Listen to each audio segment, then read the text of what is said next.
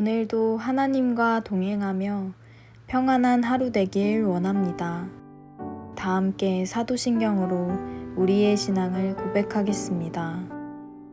전능하사 천지를 만드신 하나님 아버지를 내가 믿사오며 그 외아들 우리 주 예수 그리스도를 믿사오니 이는 성령으로 잉태하사 동정녀 마리아에게 나시고 본디오 빌라도에게 고난을 받으사 십자가에 못 박혀 죽으시고 장사한 지 사흘 만에 죽은 자 가운데서 다시 살아나시며 하늘에 오르사 전능하신 하나님 우편에 앉아 계시다가 저리로서 산 자와 죽은 자를 심판하러 오시리라. 성령을 믿사오며 거룩한 공예와 성도가 서로 교통하는 것과 죄를 사하여 주시는 것과 몸이 다시 사는 것과 영원히 사는 것을 믿사옵나이다. 아멘.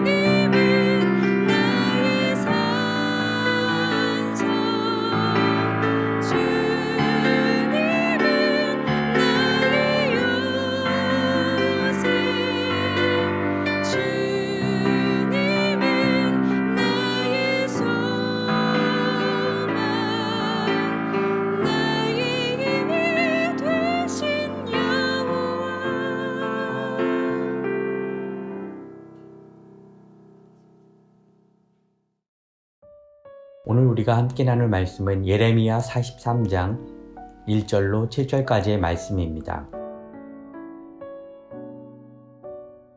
예레미야가 모든 백성에게 그들의 하나님 여호와의 말씀, 곧 그들의 하나님 여호와께서 자기를 보내사 그들에게 이르신 이 모든 말씀을 말하기를 마치니 호사야의 아들 아사랴와 가레아의 아들 요하난과 모든 오만한 자가 예레미야에게 말하기를 내가 거짓을 말하는도다. 우리 하나님 여호와께서 너희는 애굽에서 살려고 그리로 가지 말라고 너를 보내어 말하게 하지 아니하셨느니라. 이는 네리야의 아들 바룩이 너를 부추겨서 우리를 대적하여 갈대아 사람의 손에 넘겨 죽이며 바벨론으로 붙잡아 가게 하려 함이라. 이에 가레아의 아들 요하난과 모든 군 지휘관과 모든 백성이 유다 땅에 살라 하시는 여호와의 목소리를 순종하지 아니하고 가레아의 아들 요하난과 모든 군 지휘관이 유다에 남은 자 곧 쫓겨났던 여러 나라 가운데서 유다 땅에 살려하여 돌아온 자 곧 남자와 여자와 유아와 왕의 딸들과 사령관 누부사라단이 사반의 손자 아이감의 아들 그다랴에게 맡겨둔 모든 사람과 선지자 예레미야와 네리야의 아들 바룩을 거느리고 애굽 땅에 들어가 다바네스에 이르렀으니 그들이 여호와의 목소리를 순종하지 아니함이러라. 아멘. 반갑습니다. 오늘 예레미야 43장 1절부터 7절을 중심으로 그 기회라는 주제의 말씀을 함께 나누겠습니다. 예레미야가 하나님의 말씀을 요하난과 그 백성들에게 전했습니다. 처음에는 백성들이 뭐라고 말하면서 예레미야에게 다가왔죠? 여호와의 말씀이 우리에게 좋든지 좋지 않든지 우리는 하나님의 말씀에 순종하겠다 이렇게 말했죠. 그게 예레미야 42장 5절 이하의 내용이었는데요. 그들이 예레미야에게 이르되 우리가 당신의 하나님 여호와께서 당신을 보내사 우리에게 이르시는 모든 말씀대로 행하리이다. 여호와께서는 우리 가운데 진실하고 성실한 증인이 되시옵소서. 우리가 당신을 우리 하나님 여호와께 보냄은 그의 목소리가 우리에게 좋든지 좋지 않든지를 막론하고 순종하려 함이라. 우리가 우리의 하나님 여호와의 목소리를 순종하면 우리에게 복이 있으리라 하니라. 자, 분명히 그렇게 말했습니다. 그리고 나서 열흘이 지난 후에 하나님의 말씀이 예레미야에게 임했죠. 하나님이 예레미야를 통해서 그들에게 주신 말씀은 어떤 거였습니까? 하나님은 사실 애굽으로 가려고 하는 그들의 마음을 다 아셨습니다. 그래서 이렇게 말씀을 하시죠. 너희가 애굽으로 가면 반드시 죽는다. 너희가 두려워하는 칼이 애굽 땅으로 따라가서 너희를 죽일 거다. 너희가 두려워하는 기근이 애굽으로 급히 따라가서 너희에게 임할 거다.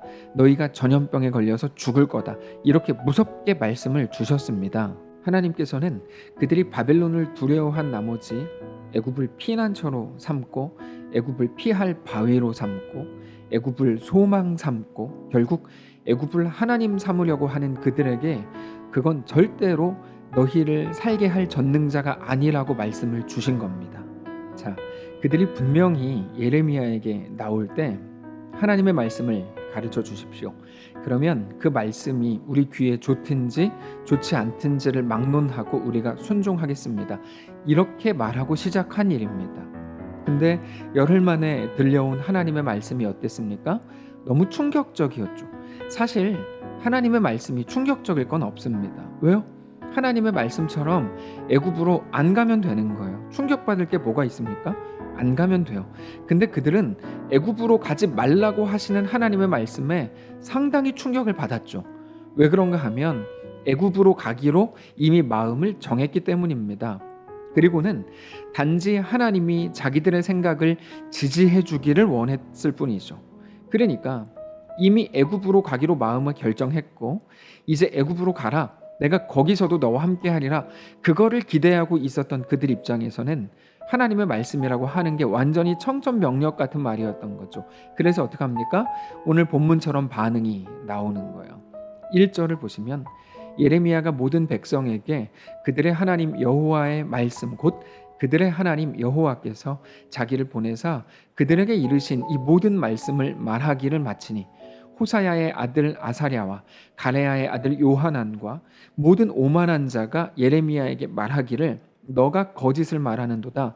우리 하나님 여호와께서 너희는 애굽에서 살려고 그리로 가지 말라고 너를 보내어 말하게 하지 아니하셨느니라. 이는 네리야의 아들 바룩이 너를 부추겨서 우리를 대적하여 갈대아 사람의 손에 넘겨 죽이며 바벨론으로 붙잡아 가게 하려 함이라. 예레미야에게 뭐라고 말합니까? 너가 거짓말을 한다. 너가 하는 말은 하나님이 주신 말씀이 절대로 아니다. 하나님이 우리에게 애굽으로 가지 말라고 그랬다고? 야, 웃기지 마라. 아마 네가 정치적인 어떤 목적으로 바벨론에 우리를 넘기려는 게 분명하다. 이 사기꾼아. 이렇게 된 겁니다. 그래서 그들이 어떻게 되죠? 하나님의 말씀에 순종하지 않게 됩니다. 4절입니다. 이에 가레야의 아들 요하난과 모든 군 지휘관과 모든 백성이 유다 땅에 살라 하시는 여호와의 목소리를 순종하지 아니하고, 자, 결국에 뭡니까? 그들은 하나님이 자기들에게 애굽으로 가라고 말씀하실 것을 확신하고 있었다는 거죠. 조금도 의심하지 않았다는 거야. 근데 자기들의 생각과 다른 말씀이 오니까 당황이 되면서 그거를 따르지 않겠다고 하는 거죠. 심지어 네가 말하는 그게 하나님의 뜻이라는 증거가 어딨냐? 이렇게 따지게 되는 겁니다. 근데 진짜 증거가 어딨죠? 증거는 없습니다. 하나님이 말씀하신 게 전부죠. 증거를 찾으려면 그들도 직접 하나님께 묻고 듣는 방법밖에는 없습니다. 근데 그들은 그럴 용기는 없었고 어떻게 하는 건지도 몰랐을 겁니다. 그러니까 그냥 예레미야를 잡으려고 하는 거죠. 그리고는 급기야 예레미야를 잡아서 애굽으로 끌고 갑니다. 너무나 참혹한 일을 저지르게 되는 겁니다. 5절인데요.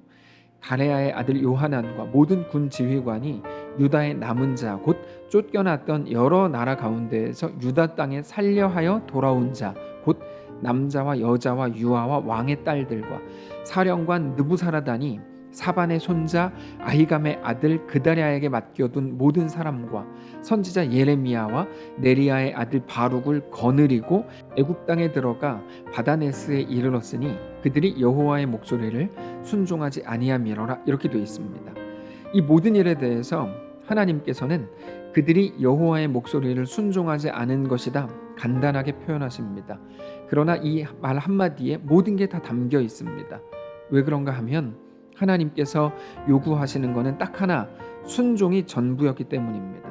자주 말씀을 드렸지만 순종이 뭡니까? 순종은 시키는 대로 하는 게 아닙니다. 순종은 돌이키는 거라고 말씀을 드렸죠. 내 생각, 내 판단, 내 계획, 내 익숙함, 내 확신에서 돌이키는 겁니다. 하나님의 말씀으로 돌이키는 겁니다. 그래서 순종에는 반드시 믿음이 들어있다고 말씀을 드렸습니다. 순종은 믿음으로 하는 겁니다. 하나님은 우리를 기계로 만들지 않았습니다. 우리에게 인격을 주셨고 자유의지를 주셨습니다. 순종이 기계적으로 시키는 대로 하는 거고 하나님께서 순종을 요구하신다면 우리에게 자유의지를 주실 필요도 없었겠죠. 그냥 기계로 만들면 될 뿐입니다. 그러나 순종은 믿음으로 하는 겁니다. 하나님을 믿어보는 겁니다. 표현이 이상한데 하나님을 믿어서 내 생각과 내 확신에서 돌아서는 겁니다. 그게 순종입니다. 그러니까 오늘 본문에 나오는 이 사람들이 처음에 자기의 확신이 있었습니다. 하나님이라면 분명히 우리를 애굽으로 가게 하실 거야. 그렇지 않다면 얼마 전에 바벨론이 와서 그 난리를 칠 때 우리가 왜 잡혀가지 않았겠나. 우리는 바벨론에 안 잡혀간 사람들이니까 하나님은 분명히 우리를 바벨론이 아닌 애굽으로 보내주실 거다. 이런 확신이 있었던 거죠. 그때 예레미야가 그들이 생각하지 못했던 것을 말한 거야. 애굽으로 가면 안 된다. 여기에서 눌러 살 생각을 해야 된다. 바벨론이 다시 쳐들어오면 어떡하냐고? 그렇게 상관없다. 그들이 쳐들어오든지 어떻게 하든지 하나님이 붙드실 거다. 그러니까 너희는 너희의 할 일을 해라. 여기 눌러 앉아 사는 것 그게 너희 할 일이다. 우리 놓치면 오늘을 살아라. 자꾸 도망칠 생각하지 말아라. 지금을 살아라. 여기를 살아라. 예레미야가 그거를 말한 겁니다. 그러니까 마음에 부딪히죠. 근데 마음의 부딪힘이라는 거는 영적으로 어떤 사인인가 하면 순종할 기회, 돌이킬 기회라는 것을 알아야 됩니다. 그러니까 이 사람들은 순종할 수 있는, 믿음으로 자기들의 생각에서 비로소 돌이킬 수 있는 좋은 기회를 만난 거죠. 원래 말씀이 그렇습니다. 마음에 부딪힐 수 있어요. 왜요? 우리 생각이 하나님으로부터 그렇게 멀리 떨어져 있기 때문이죠. 그래서 말씀이 우리 생각과 다르다? 그러니까 말씀에 부딪힌다? 정상인 겁니다. 마음에 부딪히는 게 나쁜 게 아닙니다. 다만 순종하면 되는 겁니다. 돌이키면 되는 겁니다. 내 생각이 아니라 하나님의 말씀을 붙들고 믿음으로 나를 바꾸면 되는 겁니다. 근데 그거를 안 한 거죠. 예전에 기독교의 메시지가 의지, 최선, 열심 이런 것들에 초점이 맞추어져 있었습니다. 근데 말씀을 계속 보면서 확인하게 되는 것은 우리의 의지가 아니라 하나님의 의지가 훨씬 크다는 거. 그래서 우리 의지가 우리 인생과 우리 미래를 만들어가는 게 아니고 하나님의 의지가 우리를 온전한 하나님의 백성으로 세워가신다는 것을 깨닫게 되는 거죠. 그러면 우리가 할 일은 무엇입니까? 우리 의지를 꺾는 겁니다. 하나님 앞에, 그 말씀 앞에 우리 자신을 무너뜨리는 겁니다. 깨어지고 무너지고 부서지고 그렇게 죽은 사람이 하나님의 온전함을 입게 되는 거죠. 찬양 중에 부서져야 하리라는 찬양이 있습니다. 부서져야 하리, 무너져야 하리, 깨져야 하리, 씻겨야 하리, 이런 가사였습니다. 그게 기독교 신앙을 가지는 부분에서 얼마나 소중한 부분인지를 다시금 깨닫는 거죠. 하나님께서 오늘 본문을 통해 우리에게 요구하시는 것이 바로 그것입니다. 오늘 우리의 삶에도 그 온전한 하나님 앞에서의 엎드림, 그 굴복, 그 순종, 그 돌이킴이 있으시기를 바랍니다. 나는 옳고 저 사람이 틀렸다라고 하는 오름에 빠져 있을 때는 우리는 결코 하나님 앞에 온전히 세워질 수가 없습니다. 신앙은 옳고 그름의 문제가 아닙니다. 내 의지를 꺾고 하나님이 나를 주장하시도록 우리 자신을 온전히 내어드리실 수 있기를 바랍니다. 그렇게 우리의 삶이 온전히 하나님께 속하게 되는 거룩한 주의 성도들이 되시기를 바랍니다. 기도하겠습니다. 살아계신 하나님, 하나님 말씀 앞에 내 자신을 깨뜨리고 무너지게 하고 그래서 다시 말씀으로 주의 뜻으로 우리 삶을 세워나가게 하옵소서. 우리의 의지보다 우리 실력보다 하나님의 의지가 하나님의 실력이 훨씬 더 완전한 것임을 오늘 깨닫게 하시고 그래서 내가 너의 모든 부족함 속에서도 모든 것이 합력하여 선을 이룬다 말씀하시는 그 음성을 따라 오늘 내 자신을 꺾고 하나님만 내 삶의 왕이 되시도록 우리 왕좌를 내어드리는 모든 성도들 되게 하옵소서. 우리 생각과 마음을 주님께 돌리며 살아계신 예수님의 이름으로 기도합니다. 아멘. 사랑하는 성도 여러분, 하나님께서 오늘 하루를 우리에게 또 허락하셨습니다. 말씀을 붙들고 우리에게 허락된 오늘 지금 그 자리를 넉넉히 믿음으로 살게 되시기를 그렇게 주님께 순종하는 자들 되시기를 바랍니다.